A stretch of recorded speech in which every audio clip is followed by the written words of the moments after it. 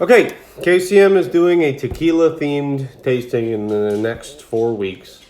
And I wanted to kind of do an update like a quick little video update to walk through the process of how I establish what is going to be included in my tasting, why I pick what I pick, and kind of how it works out. So, one thing that's interesting is tequila presents some very different challenges for building up a tasting. Not because there's a lack of bottles that you can buy, more so because we have a lot of challenges in terms of it being an over commercialized, over commoditized type of product. So cost is important when tequila manufacturing and craftsmanship doesn't really present the best value for the manufacturers, right? So I guess that's a roundabout way of saying it's more about branding and pushing tequila than tequila quality, and people are using them in margaritas, not in sipping. So that's a huge generalization, so forgive me for that. But anyway, what that ends up amounting to is it makes my job very hard. Every KCM tasting I do needs to be very unique. It needs to offer something different. I don't do a tasting where I come in and, okay, here's Jose Cuervo, here's Jose Cuervo Gold, here's the really nice Jose Cuervo. It doesn't offer much. If it's something that you can go out and you can buy at a restaurant, or you've already had before, or whatever, it doesn't make for a good tasting experience, especially for your audience. So naturally, what that means for me is I have to find a way to make a KCM event particularly unique.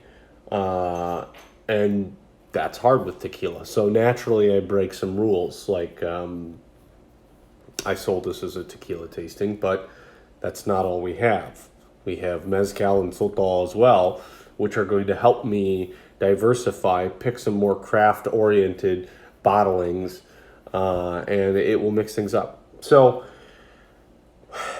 on that note, when I do a tasting, my job is to create a very unique but well thought out experience in every bottle. And there's got to be a progression. It's got to kind of go in a direction. If it's just like, here's something nice, and here's something else nice, and here's something else nice, people don't follow it with the same attentiveness that they do when you can see the transition into something. So I'm going to show you the bottles I bought for this. I'm going to walk through why I bought them and why they're going to make for a good tasting. I might open one, I might not.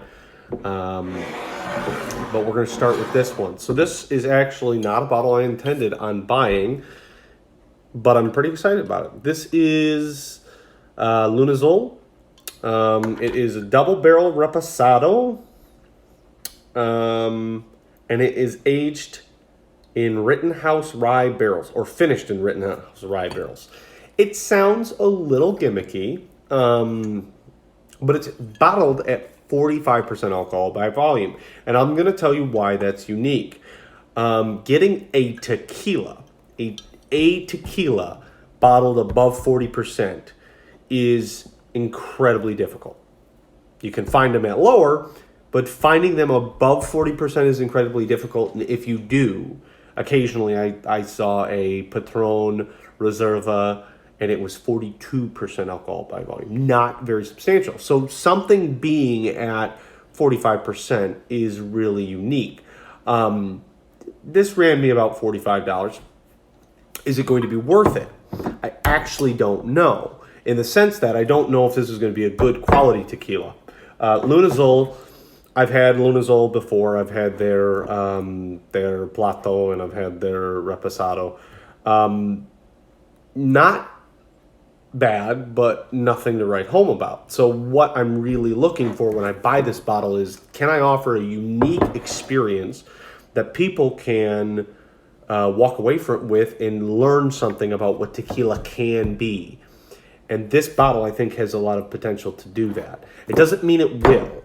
It just means if I were going to place my bets anywhere, if I were going to buy, Coralejo Añejo, what is that doing? It's not offering you anything different. So I like this as an alternative. Next I have, I'll continue down the vein of tequila before I jump around. This one. And I'll admit this is kind of a guilty pleasure as much as anything. This is El Mayor, French oak Chardonnay cask finish. So it's a cask-aged reposado tequila. 40% alcohol by volume, so not ideal. Blue Weber agave, aged for 9 months in French Chardonnay oak casks with hints of fruit on the nose, blah, blah, blah. Anyway, you don't find a lot of tequilas that have very specific casking aging strategies. El Mayor happens to be one of my favorite tequilas. And I'm just talking the regular line of El Mayor. But again, it's not really sipping tequila. This was $120. I'm reasonably convinced that this shouldn't be $120. And it's very, very much just the exclusivity and whatever else that's going to drive that price. Now, that being said, my hope is that these casks, these French oak casks, are very unique and they offer something very special to this bottle. So I'm looking forward to this as well. But my curiosity was more the driver of this. And because there's not a lot of unique offerings, I'm not sure what this is going to end up being. I'm hoping that Chardonnay is that buttery, soft, maybe even citrusy flavor that would go really well with the agave and the tequila notes. So I'm very anxiously hopeful, but I'm also not overly optimistic on that one. So it should be very interesting. Then we move out of tequila because I'm not going to spend all of my time just focusing on tequila. I want to do something else. So this is Sotol Pescadores Silver. Okay. I have never heard of this Sotol. And again, Sotol is like tequila, except it is made from what they call the desert spoon, which is kind of depicted here, I assume. Yeah. Which is a similar plant, but the desert spoon has a very low output in terms of the number of plants that you use to create a bottle of Sotol. Not only that, but it takes a very long time for the desert spoon to mature. So ultimately, you're talking about a very low yield production type of experience. But Sotol offers something unique and different. I'm excited specifically about this one because it's 45% alcohol by volume. I've only had one Sotol before, but it was at 38%. So what can we do when we increase the alcohol content with this specific thing? Now, we did have Hacienda, which was another one that had a 45% alcohol Sotol. But I did not pick that because next in our line is a Hacienda de Chihuahua. It's 38%. This is a triple distilled special bottling, Oro Puro Añejo. I'm going to say, although I feel that this is probably going to be a better experience or a more valuable experience, because it is an Añejo, than the El Mayor. This was $110. Sorry, the other one was $45 if I didn't, or 50, about 50. This is $110. And it still, to me, I think is going to be a situation where we don't have as much of the actual value into it. And I just noticed something. Oh my god. Oh my god. There's gold flakes in here. I had no idea. I'm really disappointed about that.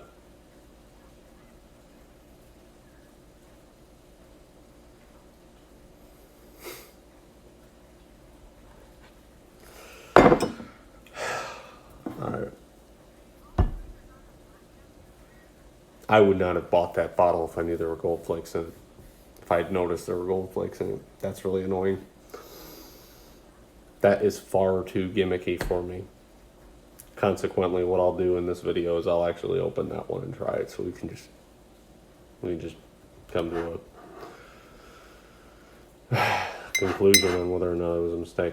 Finally, the last one I'm going to, and then I have to throw some pasta in boiling water. So, actually, I'll do that during the video so you can see me cook pasta while I talk about mezcal. Mezcal, Bozal.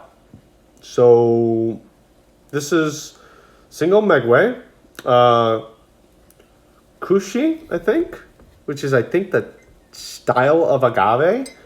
Haven't done a lot of research on it. It was hard to find a mezcal that had relatively good reviews online, and this one was okay. It's 47% alcohol by volume. I'm going to go over and do this now, but I'll bring you with me so that you can continue to enjoy my company while I make my pasta. Let's see, can we do that? Yeah. Okay, so, I didn't think that through, did I? Put that right where I'm going to need to be. And now you can't see me. Gosh, this video's 10 out of 10. All right. So, mezcal. This mezcal specifically was really iffy. As far as mezcals go, I haven't really had bad experiences, but I have had mezcals that were better and mezcals that were worse. My original experience was with Del Megway, the single estate mezcals. I had the Chichicapa estate mezcal, and it was amazing. Very good. So, I've had several other mezcals since, some actually from Del Megway, but I don't know that I've ever had one that I liked as much as that one. That's really what I was going for here today. And honestly, I don't know that Del Megway has anything special happening for it. It's just a thing. Oh, hey, look, that worked.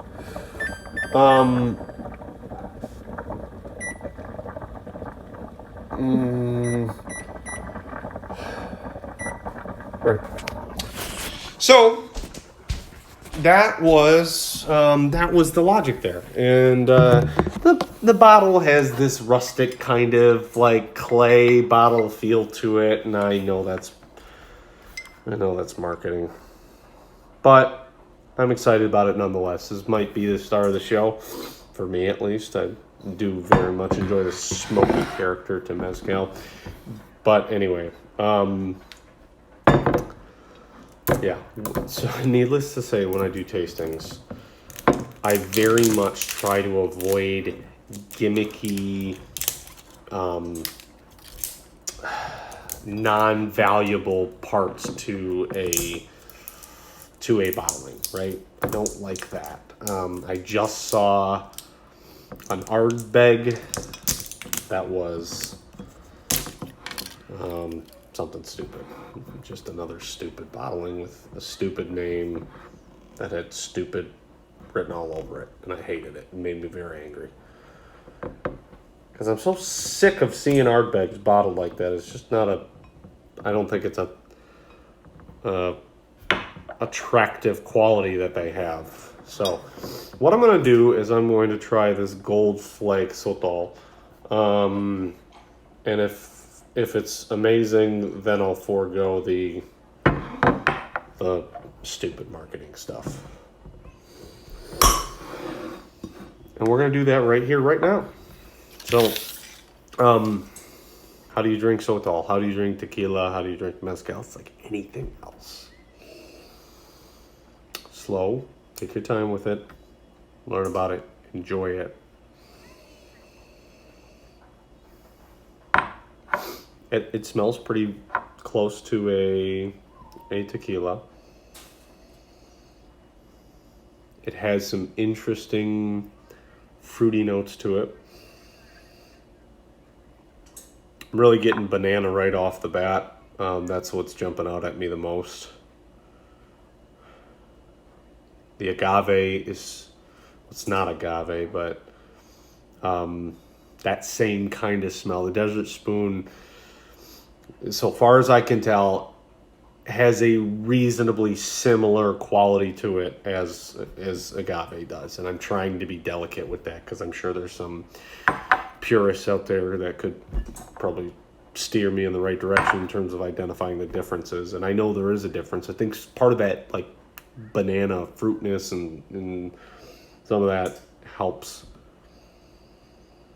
There is a sweetness to it as well, outside of just kind of that, like, agave, syrupy. It's almost like a confectionery sweetness. It's interesting. It's nice, right on the nose. So,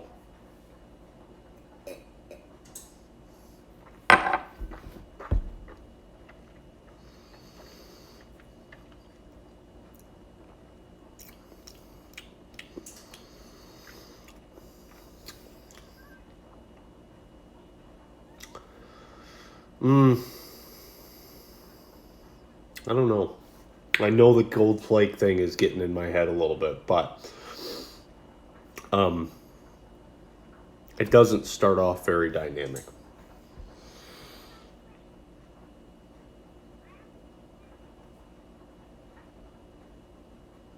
Why is that bothering me so much? Somebody might be wondering that. Or nobody. But just leave it out. Just go away with that. You know, you're making liquor, okay? There's nothing more like douchey posh than putting gold flake in your frickin' whiskey or your tequila or your whatever. Gold flake burger. Just get out of here with that. I don't want nothing to do with that. It's absolutely ridiculous. $110 bottle, right? So right off the bat, like, I shouldn't be ripping this apart because this is part of my tasting, but